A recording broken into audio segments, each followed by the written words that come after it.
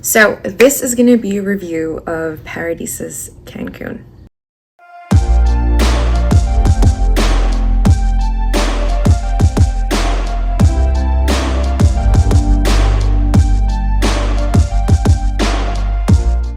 I'm super excited to give you guys an in-depth review on Paradisus Cancun, the resort, especially if you're planning on going there, and I just want to have more information about it. But before we start, please like this video, give it a thumbs up, subscribe, and turn the notification bell on if you want to see more videos like this. So this was for my 30th birthday, so it was just my sister and I, a girls trip, and we really just wanted to find the right place for us. So it's divided, that I know of, into two different packages. The first one is the reserve VIP package, and then the regular normal package. Since we did the reserve package back in the DR, we knew we wanted to do it again when we went to Mexico. Immediately when we got there, we went through the main entrance where everyone has to walk through, and you're greeted with like this jungle-like atrium. It was hot and humid, but beautiful. Someone came up to us, asked for our name, and they knew right away we were in the reserve side. So they had a really nice lady walk us to the reserve building. It's broken up in different pyramids. The reserve is in building Pyramid 5, so she walked us to Pyramid 5. And once we got there, it was much cooler, and there was AC within their whole lobby section. We sat down, had our own check-in person. In hindsight, he was not helpful at all. So we got into our room, and immediately it smelled like mold. It was beyond unbearable. Usually I could just like ignore it, but it just was really strong. So we didn't even unpack. We immediately got out, and I told him the truth. I was like, it really smells like mold. I don't know if it's the air filter. I'm not sure if it's the room itself, but I don't know if there's a possible way you can move us. And he told us there was no availability. There was really nothing he can do. We just at that point, we wanted to just be settled. So we just stayed, slept there for a night. The next day we went back and said, hey, like, it was still very unbearable. Can you potentially move us? And he really didn't offer any solutions at all. I told him, okay, can you move us to the regular side? Because we just can't stay here. It just smells so bad. Later I Googled it, and that's kind of a main issue within the hotel, is their air filters not being changed out. It's not a good thing at all. So he said, okay, yeah, I'll move you to the regular side, but I'm going to charge you extra because that room has a view. It didn't compute when I was there, because at that point I really just wanted to be done with all of this and all of the administrative duty, and I wanted to be settled. So I just kind of was like, fine, whatever. But thinking about it now, you really shouldn't have done that, because it was obviously not our doing, the room being unbearable and smelly and such. So we moved to the other side, the regular side. Our room had a beautiful view, but most importantly, it didn't smell, so we were like really happy. It was kind of hot though, so we're like, okay, let's just crank up the AC. We left, came back, AC is broken. Called room service. They took a look at it while we were in dinner, came back, it was leaking.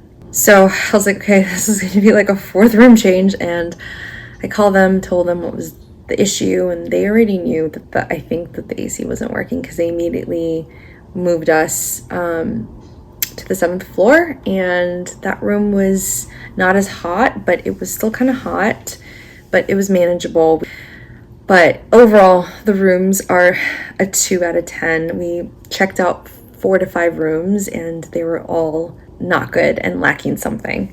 So both sides, reserve side and the regular side. So the reserve, biggest difference is the amenities. The reserve has different types of amenities, from a different check-in when you enter the hotel, to its own pool section that's adults only, to its own restaurant and beach area, and you get your own very own butler per family that will help you make dinner reservations, and any questions or anything that you're lacking, you can ask your butler and he'll figure it out for you. So the amenities, like I mentioned, is really the main attraction with the Reserve. You get your own pool, you have your own service by the pool, and you don't have to pay for any of the cabanas that surround the pool, and on the beach as well, you don't have to pay for that. On the regular side, you do have to pay extra for cabanas.